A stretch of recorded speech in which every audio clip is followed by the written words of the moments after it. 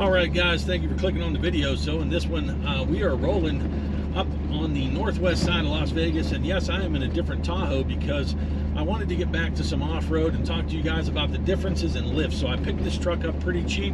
You can check it rolling right now, and basically the truck I paid about $4,000 for, and while it kind of looks as high off the ground as my white one, these actually have different types of lifts. So this one is just lifted on keys, and basically my other one is on a 6-inch lift. So I kind of want to talk about some of the differences here you may want to consider, and then we're going to talk about what's coming on this channel as far as the GMT 800 is concerned. So with that said, guys, stick around. You're watching Knight Drive TV. I always wanted to build fast cars, so self-taught I started with engine swaps, composites in my apartment, to multiple shops, tuning, fabrication, and more. 10 years later, the big time, SEMA, Speed TV, I climbed from nothing, but I lost it all. This is my new ride, Knight Drive TV.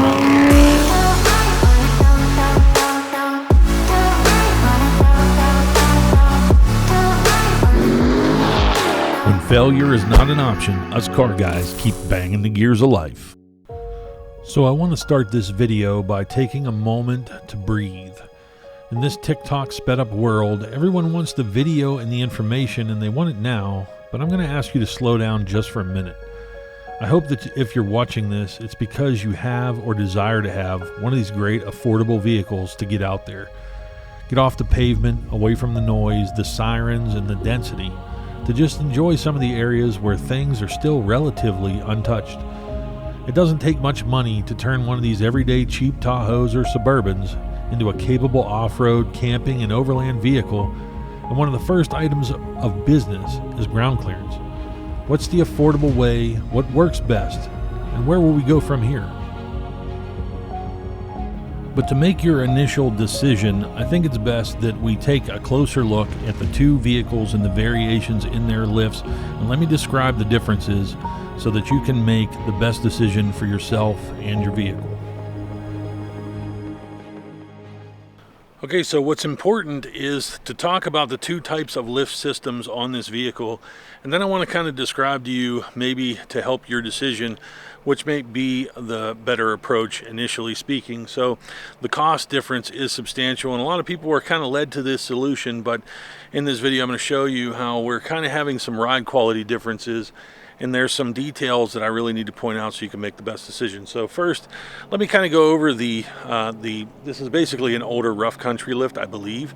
I actually bought this truck with this system on it, but let me give you a close-up here. As you can see, there is a drop system which basically lowers the bottom control arm, and also in addition to that, I have removed the torsion bar system. So in removing the torsion bars, I did this because there is an atomic fab coilover kit that I did, which essentially removes the long angled torsion bar, which is essentially a spring, and then replaces it with a coilover system from Viking coilovers. So what you will notice here in the shots that I'm showing you is how the lower control arm is somewhat level, and my shock is actually in the middle of its travel range. So that means I can compress, and I can also decompress quite a bit.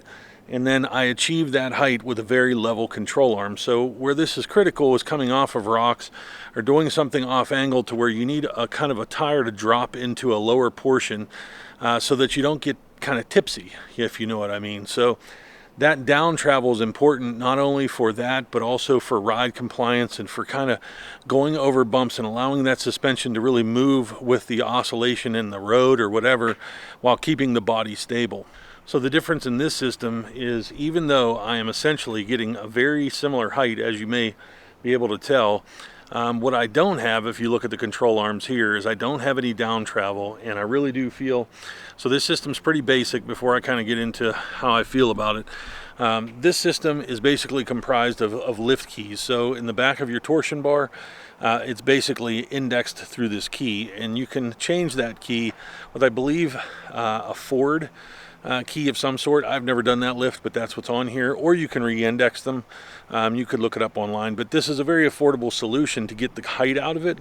But like I said, if you want capability and you really want to have that safety off-road, I'm going to tell you that the differences are pretty profound. So in the back of this, there's a lift So over the stock rear coil spring, there's a lift puck, which basically allows the ride height to be what it is. So in looking at these two, obviously the steps are removed from this particular one versus mine. Well, I guess they're both mine, but versus that one. And I kind of like the steps because of the height, and obviously I sacrifice a little bit of clearance at the rocker, but it also kind of gives me a warning if I do get too close to the rocker. But I can tell you, looking at the two of them, they're fairly close. And obviously this one makes up for a little bit of that ground clearance, not having that. So in real time, let's get back out in the desert, and I'm going to kind of talk about my first impressions of how this thing rides, and it's pretty surprising, to be honest with you. The small movement compliance feels very much like a stock truck.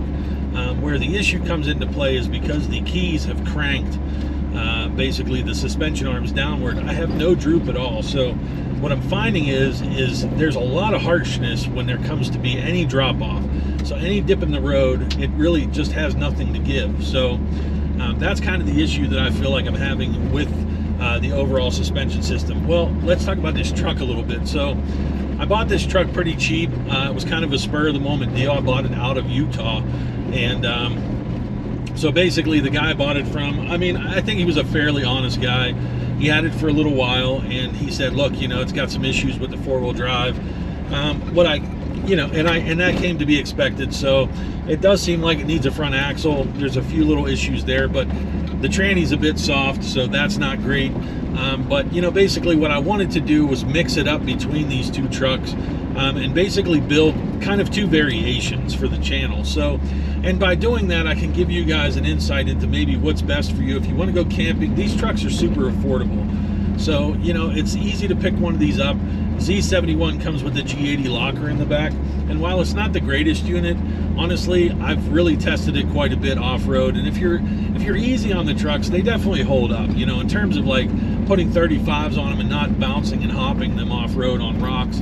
You know, they will make it, and they will last quite a bit. So the Z71, obviously a good package to get if you can, but I make a lot of parts for Corvettes. I have a lot of things in design, but there's things I've designed for the GMT 800 also. So that's something that I want you to know ahead if this is the first time maybe you've come across the channel, is that this isn't just a Corvette channel. And for you Corvette guys that may be here, I do have some off-road stuff, so, but it's all GM, and that's what we're sticking with, is all GM basically, to try and keep it aligned. I did have an Overland, kind of a basic kitchen in the back that I'm going to show you guys on an upcoming video. Super affordable.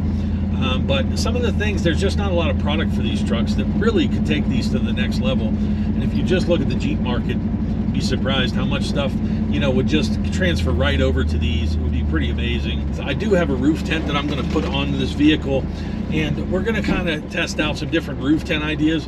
One of the catches with this vehicle is that there was no back seat in it, and that's what was making it tough to sell. Because obviously most people that have these and buy these want to transport the people in the back. So this is kind of what I want to hear from people on the channel. Obviously there's not many GMT 800 channels, so I would say, you know, if you're out there, if you're a fan of these trucks, and I think they're just very underrepresented on YouTube, I think that's what I've been focusing on. So you know, a lot's ahead.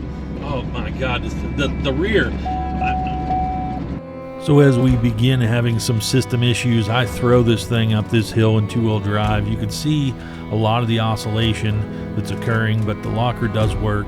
And we come up to this area that I have come many times since moving to Nevada, and I can tell you it's just one of my favorite places. It's not the hardest to get to. It's up towards Mount Charleston that you see here in the background. But man, it's just such a cool spot, and it will always be special to me because it's one of the first places I went in Las Vegas when we started off-roading. So I hope you enjoyed the video, guys. We're going to do a lot more off-road here, so stick around, and thank you for watching Knight Drive TV.